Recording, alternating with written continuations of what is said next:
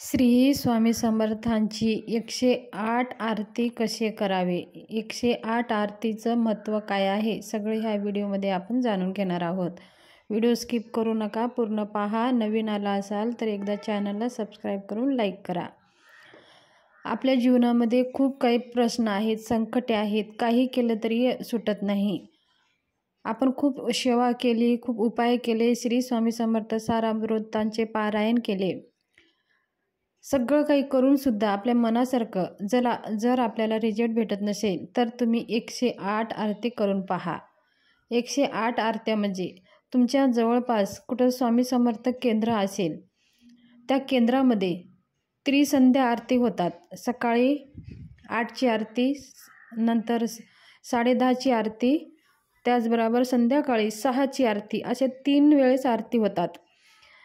आपल्या खूप समस्या आहेत, आपले खूप प्रश्न सुटत नाही। काही समस्या असू द्या, तुमच्या मुलांच्या शिक्षणाविषयी असू द्या, नोकरीविषयी असू द्या, व्यापारविषयी असू द्या, लग्नाविषयी असू द्या, घरामध्ये पती पत्नीविषयी काही समस्या असू द्या, कोणतेही अनेक असे समस्या असू द्या, फक्त तुम्ही श्री स्वामी समर्थ महाराजांच्या कोणत्या वेळेत तुम्हाला जमेल त्या वेळेमध्ये त्या आरतीला हजर राहायचं आहे।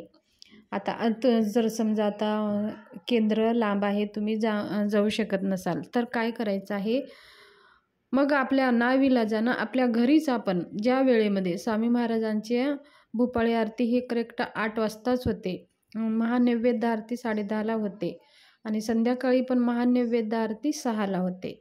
तर ह्या बरोबर त्या वेळेमध्येच आपल्या घरच्या महाराजांना नैवेद्य दाखवून तुम्ही आरती करू शकता। नाहीतर मग तुम्ही मंदिरात जाऊन केंद्रामध्ये जाऊन ज्या आरतीला तुम्ही 108 आरतीला हजर राहाल तर तुमचे कोणतेही प्रश्न शिल्लक राहणार नाहीत, तुमच्या सगळ्या इच्छा पूर्ण होणार आणि जे काही काम तुम्ही कराल ते 100% 100% ते पूर्ण होतात। हे अनुभव सिद्ध आहे। तुम्ही जर केंद्रात गेला तर तुम्ही प्रश्न उत्तर करण्यासाठी तिथं दादा असतात, तर त्या दादांना जरी तुम्ही प्रश्न तुमचे सांगितला तरी ते दादा सांगतात की तुम्ही 108 आरतीला हजर राहा। आरती म्हणजे साक्षात तिथं त्या आरतीच्या वेळेस स्वामी महाराज तिथे हजर राहतात। आपण स्वामी महाराजांना आरती म्हणजे आर्ततेनं हाक मारत असतो। म्हणून मंदिरामध्ये मठामध्ये कसं स्वामी महाराजांचं स्थान आहे, स्वामी महाराजांचं तिथं घर आहे, स्वामी महाराज तिथं वास करतात आणि ज्याचं घरामध्ये जाऊन स्वामी महाराजांना ज्या काही आपल्या समस्या आहेत जर आपण स्वामी महाराजांना सांगितले तर त्या समस्या बघा लवकर पूर्ण होतात। म्हणून आपण स्वामी महाराजांच्या घरी जायचे। स्वामी महाराज तर आपल्या घरी असतात, पण त्यांचं जसं मठ आहे, मंदिर आहे, तिथं स्थान तिथं बसवलेलं आहे, तिथं आव्हान केलं जातं, तिथं स्वामी महाराजांच्या सगळ्या सेवा, पारायण, होम हवन सगळ्या केले जातात। म्हणून तिथं ती जागा एक अशी ऊर्जावान जागा असते। म्हणून तिथं स्वामी महाराज आपण तिथं आरती करतो। आरती म्हणजे आर्ततेनं हाक मारतो, त्याला म्हणतात आरती।